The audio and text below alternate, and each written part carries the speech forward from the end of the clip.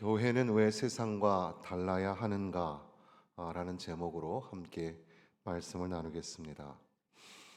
우리가 그동안 기독교 세계관으로 창조, 인간이 왜 소중한가? 그리고 우리는 어떤 이야기를 믿고 살아가는가?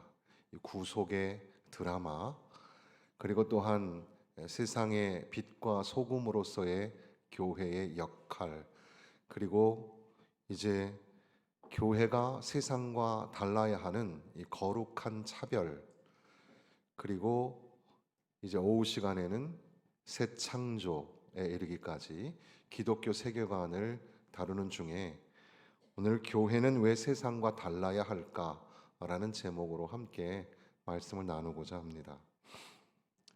한 번쯤 우리는 이런 질문을 해보게 되는 거죠. 교회하고 세상하고 뭐가 다른가? 세상도 사랑을 말합니다. 세상에도 정의가 있습니다. 그리고 세상도 공동체, 리더십, 그런 얘기를 합니다. 그러면 성경은 교회가 왜 거룩한 구별, 다름 또는 차별성 이런 것들을 언급하고 있는 것일까? 오늘 베드로전서 2장 9절의 시작도 그러나 너희는 이렇게 구분을 합니다. 전절에 있었던 순종하지 못하는 사람들과는 달리 그러나 너희는, 그리고 시작되는 말씀이 택하신 족속이요 왕 같은 제사장들이요 거룩한 나라요 그의 소유된 백성이라. 이것은 단순히 칭찬이 아니라 정체성 선언입니다. 우리가 스스로 교회를 만든 것이 아니라 하나님이 우리를 부르셨습니다. 그러나 강력한 그런 반대 접속사 대라는 그런 단어로 시작하여서 마치 출애굽기 19장에 보면 세계가 다 내게 속하였나니 너희가 내 말을 잘 듣고 내 언약을 지키면 너희는 모든 민족 중에서 내 소유가 되겠고 너희가 내게 대하여 제사장 나라가 되며 거룩한 백성이 되리라. 너는 이 말을 이스라엘 자손에게 전할지니라. 이런 비슷한 문구가 성경에 여러 번 등장하는데 그것을 이제 베드로 사도는 교회를 향하여 너희는 택하신 족속이고 왕 같은 제사장이며 거룩한 나라요 그의 소유된 백성이라 이렇게 말씀하십니다. 이것은 단순한 수식어가 아니라 교회가 무엇이냐라는 존재론적 그 신분의 정체성 이런 것들을 규정합니다. 교회는 그냥 모여진 사람들이 아니라 하나님이 소유하시고 세우신 언약의 공동체입니다. 택하신 족속이라 했습니다. 그러니까 오늘 여기 교회 또는 교회라는 것은 건물뿐 아니라 여러분 우리 모두가 다 교회인데 우리는 그냥 우연히 모인 사람들의 모임이 아닙니다. 하나님이 선택하셔서 우리를 부르신 것입니다. 왕 같은 제사장이라. 제사장인데 그의 신분이 왕 같은 제사장입니다. 하나님 앞에 서는 특권을 가진 사람들입니다. 사실 우리가 예배를 드린다는 것 자체가 죄 많은 인간이, 피조물인 인간이 하나님 앞에 나가서 예배를 드린다는 것 자체가 말이 안 되는데 우리는 예수 그리스도의 보혈의 공로로 하나님 앞에 나가서 예배를 드릴 수 있는 특권을 갖게 되었습니다. 너희는 왕 같은 제사장이라. 하나님 존전에 나아갈 수 있게 되었다는 겁니다. 너희는 거룩한 나라라. 우리는 세상 속에 살아가지만 세상 나라의 기준과 가치관으로 살아가는 것이 아니라 하나님 나라의 가치관으로 살아갑니다. 그러니까 다른 가치로 이 세상을 살아가는 공동체로 우리를 부르셨습니다. 그래서 우리를 거룩한 나라라 합니다. 소유된 백성이라 합니다. 하나님께 속한 사람들이란 뜻이죠. 우리는 세상에 살고 또 세상의 통치 영역 안에 살지만 그러나 우리의 왕은 창조자이신 하나님이십니다. 하나님의 소유된 백성으로 거룩한 백성의 신분으로 이 땅에 나그네처럼 살아가는 존재라는 거죠. 그러니 우리가 이렇게 잘 알고 있는 이 말씀, 택하신 족속이요 왕 같은 제사장이요 거룩한 나라요 그의 소유된 백성이라, 이 말이 얼마나 귀한 말씀인지, 이것이 교회와 성도의 신분, 그 정체성을 의미한다는 사실을 우리는 꼭 기억해야 합니다. 문제는 이것을 우리가 자주 잊어버린다는 데 있습니다. 잊어버리지 말아야 하는데 자꾸 자기 자신의 정체성을 잊어버리는 거죠. 그래서 마이클 그리피스가 아주 오래전에 쓴 책의 제목이 기억 상실증에 걸린 신데렐라입니다. 그래서 이 책의 원문, 영어 원 제목은 Get Your Act Together, Cinderella. Call to the Church of Today 이렇게 되어 있습니다. 영어 수거 표현에 Get Your Act Together 이런 말은 정신 차려, 정신 차려 이런 말이거든요. 신데렐라야 정신 차려. 이것이 오늘의 교회를 향한 외침이라는 겁니다. 오늘의 교회여, 너의 본래 정체성을 잊어버리면 안 돼. 왕의 신부임에도 불구하고 자신을 세상의 하녀처럼 살아가고 있는 교회. 혹시 오늘 우리의 모습이 그렇지 않은가? 세상의 기준으로 성공을 판단하고 세상의 방식으로 경쟁하고 세상의 가치로 교회를 평가하는 중에 우리도 정신없이 그 교회로, 그렇고 그런 교회로 살아갑니다. 베드로가 오늘 이 말씀을 통해서 너희가 누구인지를 기억해라. 기억 상실증에 걸려 있지 말고 기억해라. 이렇게 말씀하는 거죠. 예전에 저희를 가르쳐 주셨던 고 정운택 교수께서도 신데렐라 이야기를 논문에 쓰신 적이 있었는데 유리 구두를 잃어버린 신데렐라 그런 주제였습니다. 유리 구두를 잃어버렸다는 거죠. 신데렐라가. 그 유리 구두는 그녀의 신분, 그녀의 정체성이었는데 그걸 잃어버린 채 잘못된 성장 또는 성공 이런 것들이 자기의 신분, 자기의 정체성이 되고 말았다는 거죠.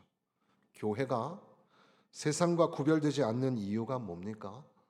능력이 부족해서가 아니라 바로 정체성을 잃어버렸기 때문에. 우리는 택하신 족속이요 왕 같은 제사장이며 거룩한 나라요 하나님의 소유된 백성임을 잊어버리지 말아야 합니다. 그런데 왜 그렇게 우리를 부르셨을까?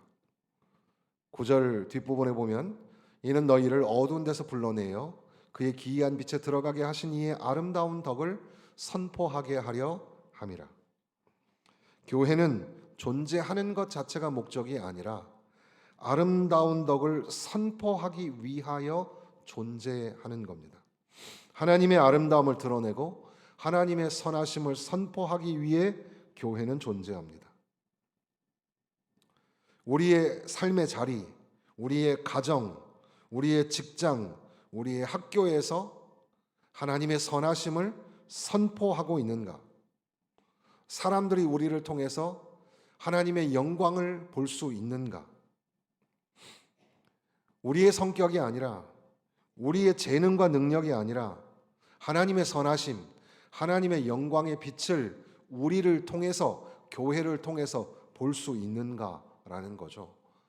그래서 레슬리 뉴비긴이라는 분이 교회에 관한 이야기를 많이 했는데 교회는 하나님 나라의 표지, 사인이라고 했습니다.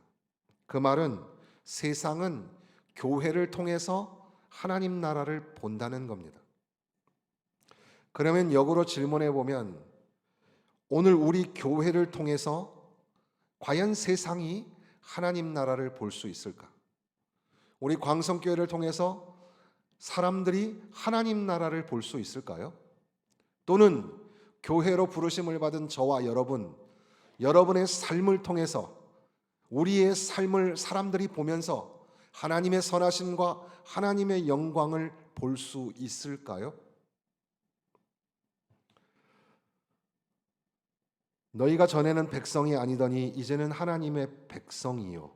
호세아서에 나오는 말씀처럼 암미, 나의 백성, 로 암미, 로는 부정접두어인데 히브리어에는 나의 백성 아님, 나의 백성 아닌 자들이 이제는 나의 백성이 되었다. 너희는 나의 백성이 아니냐? 너희는 거룩한 나라, 하나님의 소유된 백성이 아니냐? 과연 너희를 이렇게 부르신 이유는 아름다운 덕을 선포하게 하려 함인데 그렇게 살아가고 있는가? 11절에 보면은 사랑하는 자들과 거류민과 나그네 같은 너희를 권하노니 이렇게 말합니다. 거류민과 나그네. 그래도 우리 한글에는 거기에 특별한 어떤 의미가 담기지 않지만 영어 NIV 같은 경우는 aliens and strangers라고 되어 있습니다. 그러니까 낯선 사람, 이상한 사람, 이방인 이런 의미가 되겠습니다. 어쨌든 그 땅에 안주하고 살지 않는 사람들이라는 뜻이겠죠. 나그네는 집을 짓지 않습니다. 잠시 머무르고 나그네는 집착하지 않습니다. 떠나야 하기 때문입니다. 그런데 오늘 우리는 거류민과 나그네로 부르심을 받은 저와 여러분은 어떻게 살고 있습니까? 더 많은 소유를 위해서 불안해하고 지금도 잘 살고 있는데 더 잘 살아야 한다고 불안해하는 거 아닐까요? 더 높은 자리를 위해서 경쟁하고 곧잘 인정받지 못하면 무너지는 것. 혹시 우리의 마음은 이미 세상에 안주하고 정착해 있는 것은 아닐까요? 어거스틴의 신국론에는 두 성이 나옵니다. 두 개의 도성, 두 개의 시티, 뭐 이런 거는 그 문학 작품에 굉장히 많이 등장하는데 여기에 나오는 두 성은 하나의 둘 다 이 사랑이 넘치는 성인데 하나는 하나님을 너무너무 사랑해서 자기 자신을 포기하는 성입니다. 또 하나의 성은 자기 자신을 너무너무 사랑해서 하나님마저도 버리는 성입니다. 그 두 도성이 갈등하는 관계 속에 있죠. 결국 교회는 뭐냐? 그 두 도성 사이에서 하나님 나라의 시민으로서 살아가는 사람들이 바로 교회인 거죠. 하나님을 사랑하여 자기 자신을 내어줄 수 있는 그런 고매한 가치관을 바라보며 이 땅에 자기를 사랑해서 하나님마저 포기하고 마는 이 세상에서도 하나님 나라의 가치관을 실현하고자 몸부림치며 애쓰며 걷는 자들이 바로 교회인 겁니다. 12절에 보면 너희가 이방인 중에서 행실을 선하게 가져 너희를 악행한다고 비방하는 자들로 하여금 너희 선한 일을 보고 오시는 날에 하나님께 영광을 돌리게 하려 함이라. 베드로는 왕같은 제사장 이하 이 말씀들을 통해서 하나님 나라 백성의 지위를 강조했습니다. 하나님에 의해 택하심을 받았고 특권적인 그런 하나님과의 교제를 누리게 되었다. 너희는 제사장의 나라고 하나님의 은혜와 은총을 받은 자라 그렇게 선언한 겁니다. 그들에게 그런 지위를 상기시킴으로 인하여서 자기 자신이 어떤 존재인가를 깨닫고 하나님 앞에 찬양하면서 거룩한 나라 왕같은 제사장으로서의 삶을 살기를 그렇게 선언하시는 거겠죠. 그러나 그 이유뿐 아니라 또 하나의 이유, 바로 그들은 교회로 성도로 부르심을 받아서 겸손히 섬기도록 준비되어야 한다는 겁니다. 하나님의 왕 같은 백성이라는 바로 그 이유 때문에 이제는 종이 되고 섬기는 자가 되어야 한다는 거죠. 그래서 우리가 읽지 않았지만 그 뒤로 종이라는 단어와 자유인이라는 단어 등이 등장을 하게 되는 겁니다. 베드로는 아마도 예수님을 생각했던 것 같습니다. 예수님은 자신이 누구이며 무엇을 하러 오셨는지를 확실히 아셨기 때문에 백성들에게 자신을 넘겨주셨습니다. 그분은 섬김을 받으려 함이 아니라 섬기려 하고 자기 목숨을 많은 사람의 대속물로 주려고 이 땅에 오셨습니다. 그분은 하나님의 아들이십니다. 흠 없고 죄 없으신 왕이신 하나님의 아들이십니다. 그러나 그분은 섬김을 받으러 오신 것이 아니라 섬기려고 오셨습니다. 자기 목숨을 많은 사람에게 주려고 오셨습니다. 교회와 성도, 그러니까 그리스도인들은 빛의 자녀로 부름받았으므로 이제는 자유로운 존재가 되었습니다. 그러나 그 자유를 그들을 부르신 그 부르심 앞에 내려놓고 하나님에게 구속되어 자유를 누리는 자들입니다. 하나님을 두려워하는 가운데에 그 자유를 가지고 다른 그리스도인들을 사랑하게 됩니다.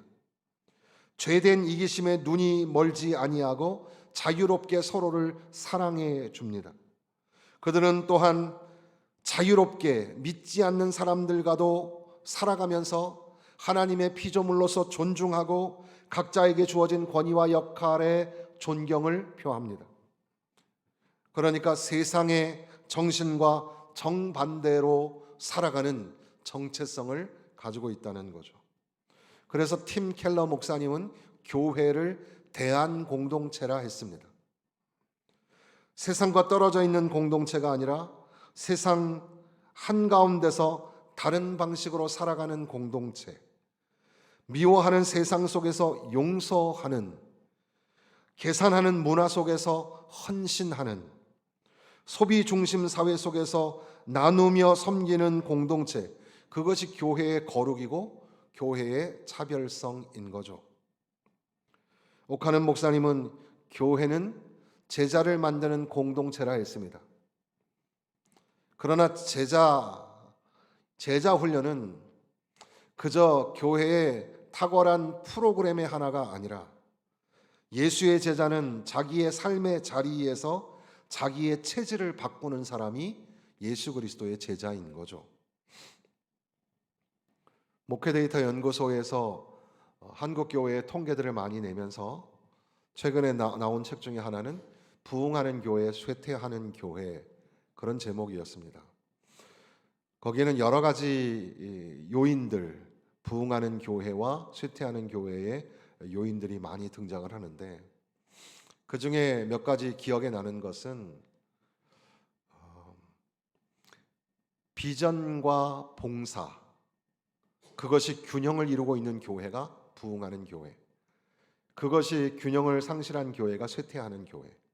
비전이 없는데 봉사만 강조하는 교회는 성장하지 못하더라. 그런데 비전이 있는데 또 불구하고 봉사하는 사람이 없는 교회도 성장하지 못하더라. 비전과 섬김이 같이 공존하여 움직이는 교회가 성장하는 교회더라. 교회의 허리 세대가 움직이는 교회가 성장하더라. 그러니까 오늘 우리 교회로 말하면 젊은 남녀 전도회와 그러니까 4.5, 5.5, 우리 교회로 말하면 40대에서 60대 사이가 젊은 층에 해당이 될 텐데, 그리고 30, 40 세대가 활발하게 움직이는 교회가 성장하는 교회, 살아있는 교회가 된다는 거죠. 쇠퇴하는 교회, 유독 제가 유심히 들여다보게 된 내용 중에 하나는 쇠퇴하는 교회 중에 특징 중에 하나가 소통의 부재를 겪고 있는 교회였습니다. 그런데 사실 소통의 부재는 보통 어떤 한 교회의 문제가 아니라 오늘 현대교회의 모든 교회의 문제죠. 우리 교회도 사실 소통이 어렵죠. 소통의 부재. 그런데 그게 문제가 아니라 소통의 부재로 인하여 문제가 생겼을 때 그것에 책임을 전가하는 교회가 쇠퇴하는 교회라는 거죠. 목사는 성도들 때문에 그렇다고 책임을 전가하고 성도들은 목회자 때문에 그렇다고 책임을 전가합니다. 평신도들은 직분자들 때문에 문제가 크다고 얘기하고 교회에 오래 다닌 성도들은 젊은 아이들 때문에 문제가 있다고 말합니다. 내가 책임을 지겠다고 하는 사람은 없고 다 책임을 전가하는 교회는 섬김이 나타나지 않았고 봉사가 나타나지 않았다는 겁니다. 사랑하는 성도 여러분, 오늘 우리는 교회로 부르심을 받았는데 우리는 정말 다르게 살고 있습니까? 여러분 가정에서 이 언어 생활은 어떻게 하고 있습니까? 언어라는 게 굉장히 중요하죠. 이정춘인가 그 소설 극작가 쓰시는 분, 그분이 그 언어에 대한 관심이 굉장히 많으시죠. 언어가 자유분방하게 막 돌아다니면서 아무 말이라도 막 하고 다니면 신이 나고 재미는 있을지 모르지만 그렇게 하는 가운데에 언어가 가져야 할 책임과 무게마저도 상실하게 된다. 뭐 그런 얘기를 하셨는데 그 언어가 그 사람의 정체성을 드러내죠. 과연 여러분들은 교회답게, 성도답게, 가정에서, 집에서 그렇게 소위 그 발화를 하십니까? 교회 와서는 거룩한 척 하지만 집에서는 엉망으로 언어 생활을 하고 있는 건 아닙니까? 직장에서 우리의 정직은 다른 사람과 다릅니까? A와 B로 양극단으로 나눠지고 있는 이 세상 속에서 그런 갈등 속에서 우리의 태도는 어떤가요? 지난주에 보여드렸던 고호의 그림, 별이 빛나는 밤에 그 그림 한복판에 불이 꺼진 교회, 바로 그 교회는 세상의 빛을 비추어야 하지만 빛을 잃어버린 교회를 암시하는 그런 가능성은 없을까요? 우리 교회는 예수 그리스도의 생명의 복음이 선포되고 있습니까? 아니면 여전히 율법적 권면에 멈추어서 야 이거는 하면 안 돼, 하지 마라, 이거는 해야지, 그런 정도의 수준에 머물러 있습니까? 교회가 사회적 공공성을 담아내고 있습니까? 환경 오염을 고민하고 자발적 불편함을 실천하고 환대와 용서의 공동체로 거듭나고 있습니까? 선한 양심, 의로움과 착함을 드러내고 있습니까? 세상으로 파송하고 모이면 다시 흩어지는 교회가 되고 있습니까?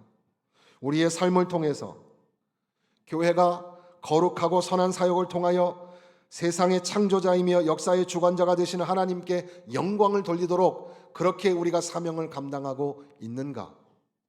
이 건물의 교회가 아니라 저와 여러분의 교회 말입니다.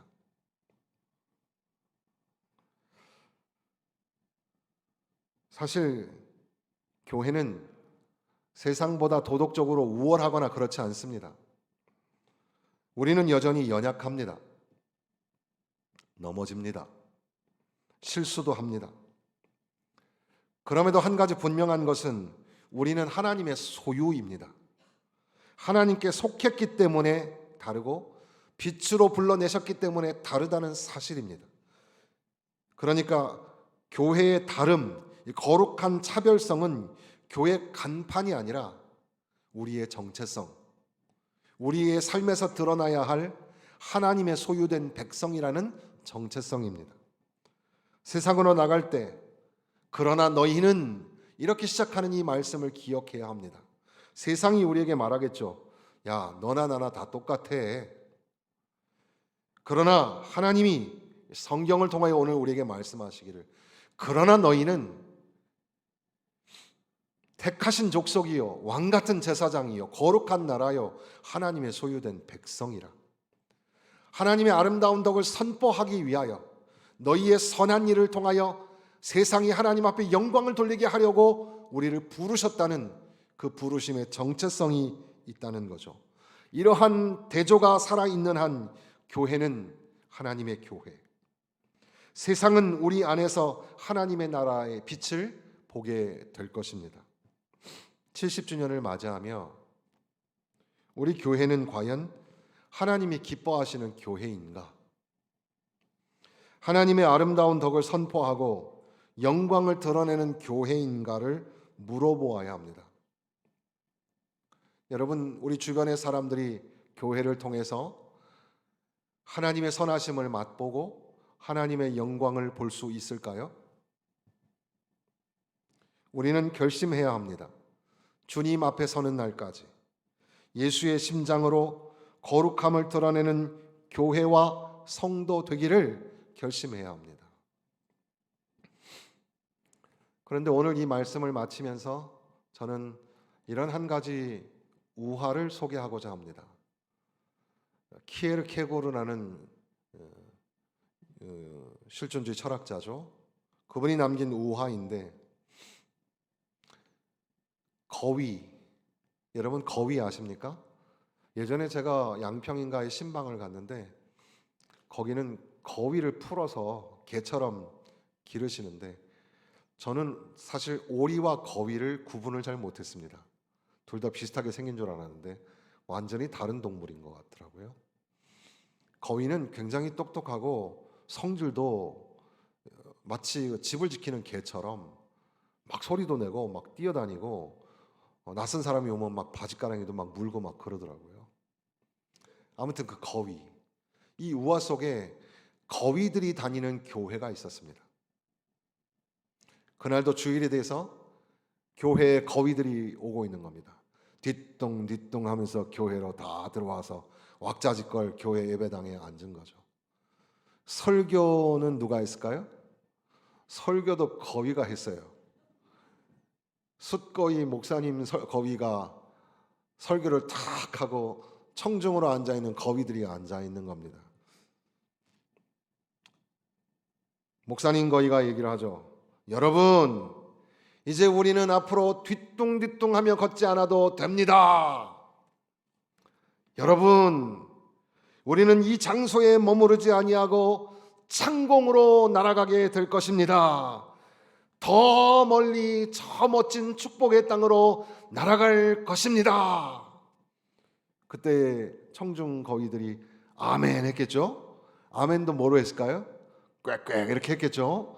그렇게 거위들이 하고 예배를 마치고 거위들은 또다시 뒤뚱뒤뚱 하면서 예배당을 빠져나갔다는 겁니다.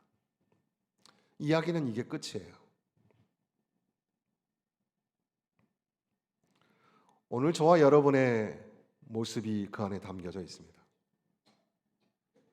우리는 거룩한 나라, 왕같은 제사장, 하나님의 소유된 백성으로 살아야 한다고 결심해야 한다고 말씀을 드렸지만, 우리는 여전히 예배당 밖을 나가면서 또 이 땅에 세상에 안주하는 걸음을 내딛게 되죠. 그리고 나서 첫 번째 경험하는 것이 뭡니까? 하늘 높이 오른 그 이상과는 다르게 현실은 좌절감이죠. 아, 우리는 여전히 이 땅에 이렇게 살아가야 하는구나.